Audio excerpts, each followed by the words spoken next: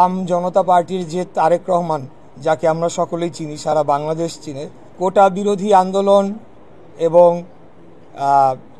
নিরাপদ সড়ক আন্দোলন সেই সময় থেকেই একজন সক্রিয় কর্মী, যার উপর বারবার হত্যা চালানোর চেষ্টা করা হয়েছে, ওনাকে রক্তাক্ত করা হয়েছে এবং শেষ মুহূর্ত পর্যন্ত তিনি রাজপথে ছিলেন। তিনি একজন বীরের মতো লড়ে গিয়েছেন এবং সকল ধরনের রাজনৈতিক কর্মকাণ্ড তিনি নিয়মিতভাবে চালিয়ে যাচ্ছেন।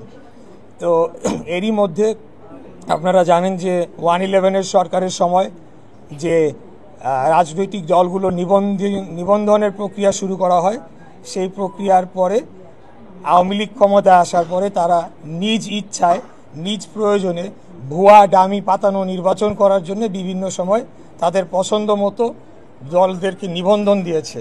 তার কয়েকটি আমি যেমন বলতে পারি বাংলাদেশ সুপ্রিম পার্টি, আসল বিএনপি, তৃণমূল বিএনপি ইত্যাদি, মানে হাস্যকর কিছু বিষয়।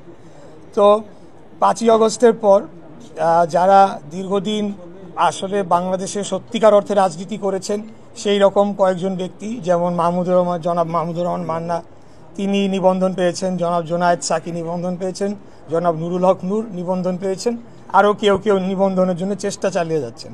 তা আমরা মনে করি যে এই পর্যায়ে তারেক রহমানের মতো একজন নির্যাতিত এক কর্মী এবং যত জুলাই অভ্যুত্থানে যিনি মাঠে সক্রিয় ভূমিকা পালন করেছেন, তিনি তার দাবি অনুযায়ী তিনি সকল শর্ত পূরণ করা সত্ত্বেও তাকে তার যে তিনি যে দলের নিবন্ধন চেয়েছেন এবং যে নামটি চেয়েছেন সেটি আরেকটি পার্টিকে দেওয়ার একটা প্রাথমিক ঘোষণা এসেছে।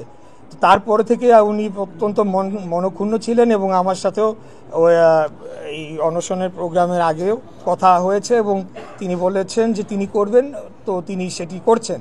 আজকে আমি এখানে এসেছি বাংলাদেশের একজন সাধারণ নাগরিক, একজন ভোটার এবং একজন আর 10 জন রাজনৈতিক কর্মীর মতোই একজন কর্মী হিসেবে এসেছি যে এটা কি অবস্থা, বাংলাদেশে কি চলছে। আপনারা 3 মাস আগে হয়তো পেপার পত্রিকা খুলে দেখতে পারেন যে 3টা নতুন পার্টিকে নিবন্ধন দেওয়া হয়েছে। এর মধ্যে একটা পার্টি ভারতীয় জনতা পার্টির আদলে, হুবহু আদলে ওই ধরনের নীতি আদর্শ, মার্কাটাও সেই। তো এইসব নিয়ে কি আমাদের কি চিন্তিত হওয়ার সময় আসে নাই? এইসব নিয়ে কি কেউ প্রশ্ন তুলবে না? সেই পার্টিকে যখন ইনভেস্টিগেট করতে যাওয়া হলো, দেখা গেল যে রান্নাঘরের ভিতরে তাদের সেই অফিস অ্যাড্রেস দিয়ে রেখেছে। এরকম আরও বাংলাদেশ সুপ্রিম মানে কোনো ধরনের বাছবিচার যে এখানে করা হচ্ছে কি হচ্ছে না, এই ধরনের দলগুলো নিবন্ধন পেয়ে যাচ্ছে, যদিও তারা আদালতের নির্দেশ নিয়ে এসেছেন, এটা একটু পরিষ্কার করতে চাই। তারপরেও তারেক রহমানের মতো, ওনার মতো একজন ইয়াং ডাইনামিক লিডারকে অবশ্যই আমি মনে করি বঞ্চিত করা হচ্ছে, তাকে বৈষম্যের শিকার করা হচ্ছে।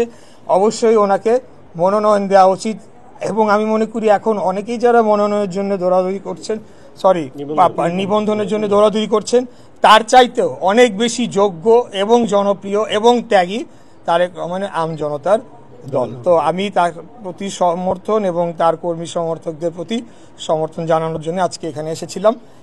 এই আমার বক্তব্য।